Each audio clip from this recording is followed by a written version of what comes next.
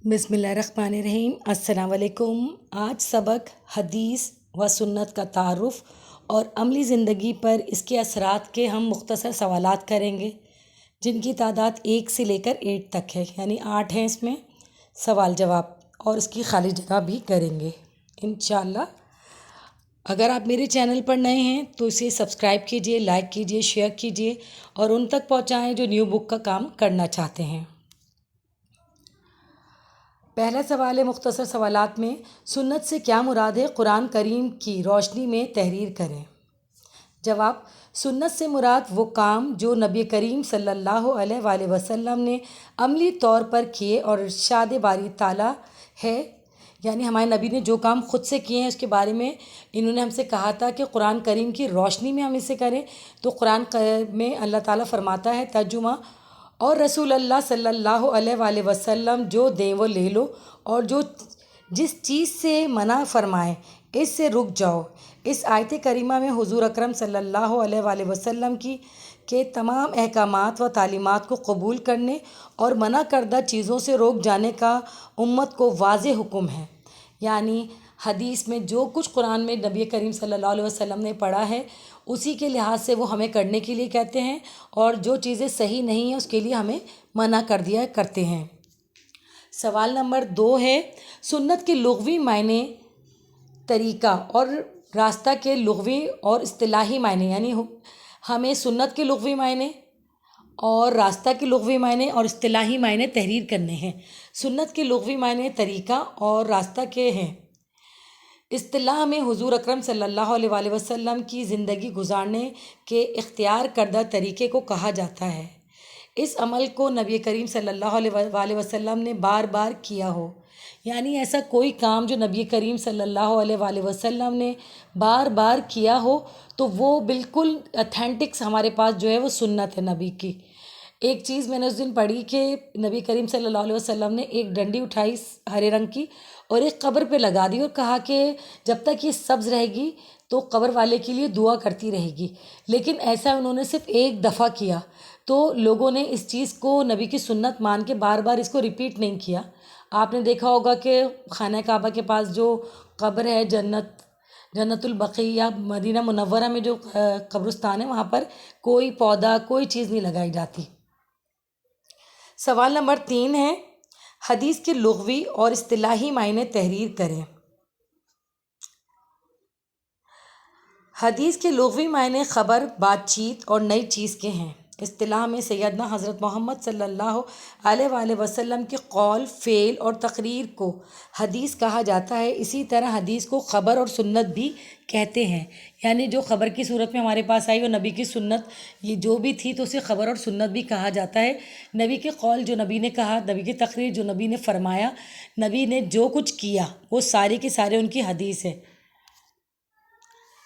अच्छा जी, सवाल नंबर 4 है, अस्वा किस ज़बान का लफ्ज़ है और इसके लुग़वी मायने क्या हैं? अस्वा फ़ारसी ज़बान का लफ्ज़ है और उर्दू में इसके मायने सीरत, किरदार और इखलाक के हैं। सवाल नंबर 5, मतन हदीस किसे कहते हैं? हदीस की असल इबारत को मतन कहते हैं। हदीस के अख्ताम के बाद जो हिस्सा शुरू होता है वो मतन या मतन हदीस कहलाता है कि नबी करीम सल्लल्लाहु अलैहि वसल्लम के अल्फाज, इनके अक़वाल वग़ैरह मौजूद होते हैं। यही मतन हदीस की असल रूह होता है जिसकी मदद से दीनी अहकाम की वजाहत की जा सकती है। मैं आपको एक बात बता दूं, ये इसमें जो सवाल हैं आपके पास उनके जवाबात, अक्सर के जवाबात बुक के अंदर नहीं हैं। इसके लिए मैंने भी बहुत सारी किताबों का मुताला किया है और फिर ये जवाबात लिखे हैं। जैसे मतन हदीस किसे कहते हैं, आगे सनत हदीस किसे कहते हैं, रावी किसे कहते हैं, तो ये तमाम सवालात के लिए मैंने भी बहुत सारी बुक्स का मुताला करके फिर ये लिखा है। मतन यानी जैसा नबी ने कहा गया वैसा कह देना, उस चीज़ को बयान कर देना, उसकी जो असल बात है ना उसे कहते हैं मतन।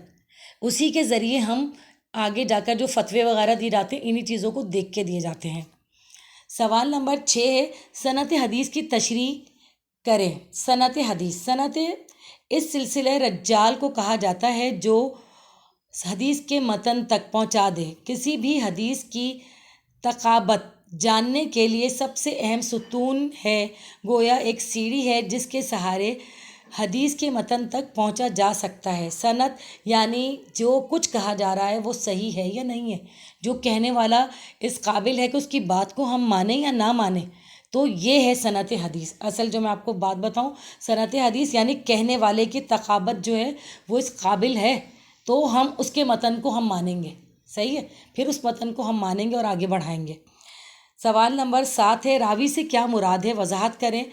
محدثین کی نگاہ میں استاد کے ساتھ حدیث نقل کرنے والے کو راوی کہتے ہیں، یعنی اسناد کے ساتھ، اسناد کا مطلب ہوتا ہے بالکل صحیح حدیث۔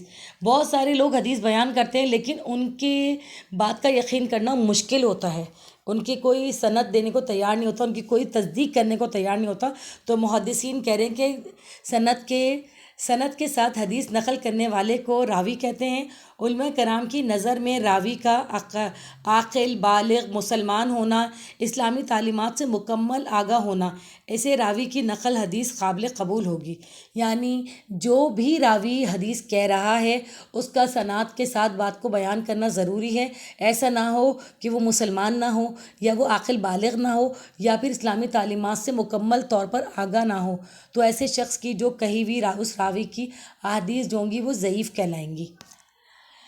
سوال نمبر 8 ہے، حدیث جس نے میری سنت کو زندہ کیا اس کے لیے 100 شہیدوں کا ثواب ہے، وضاحت کریں۔ دیکھیں یہ بات آپ نے لاکھوں دفعہ سنی ہوگی لیکن اب ذرا اس کو سمجھیں گے ہمارے نبی کریم صلی اللہ علیہ وسلم اصل میں کہہ کیا رہے ہیں۔ حضرت محمد صلی اللہ علیہ وسلم اس حدیث شریف میں فرمایا کہ میری امت کے فساد کے وقت میں میری سنت کو مضبوطی سے جو لوگ تھامے رہیں گے اور میری سنت پر عمل کرتے رہیں گے، ان کو 100 شہیدوں کا ثواب ملے گا۔ یعنی جب زمین پر فتنہ فساد پھیلے گا تو جو لوگ حضرت محمد صلی اللہ علیہ وسلم کی سنت کو مضبوطی سے پکڑے رہیں گے وہ ہر سنت پر عمل کرنے پر 100 شہیدوں کا ثواب پائیں گے۔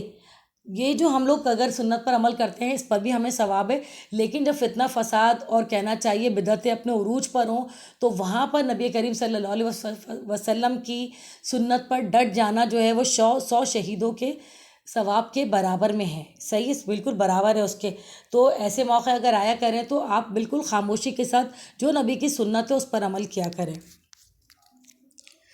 خالی جگہ کو صحیح جواب سے پر کریں۔ حدیث میں افضل ذکر کیا ہے؟ حدیث میں کہا گیا لا الہ الا اللہ جو ہے وہ افضل ترین ذکر ہے۔ اللہ تعالیٰ کی بارگاہ میں التجا کرنا کیا ہے؟ اللہ تعالیٰ کی بارگاہ میں التجا کرنے کا مطلب ہے دعا کرنا۔ اطمینان قلب کا طریقہ کیا ہے؟ قرآن میں کہا گیا ہے ذکر، جو اللہ کا ذکر کریں گے ان کے قلب جو ہیں وہ اطمینان پائیں گے۔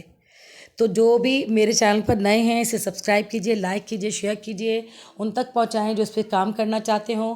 اسے زیادہ سے زیادہ سبسکرائب کیجئے گا اور اپنا کہنا چاہیے بہت سارا وقت بچائیے گا۔ اچھا جی، اپنا بہت بہت خیال رکھیے گا۔ اللہ حافظ۔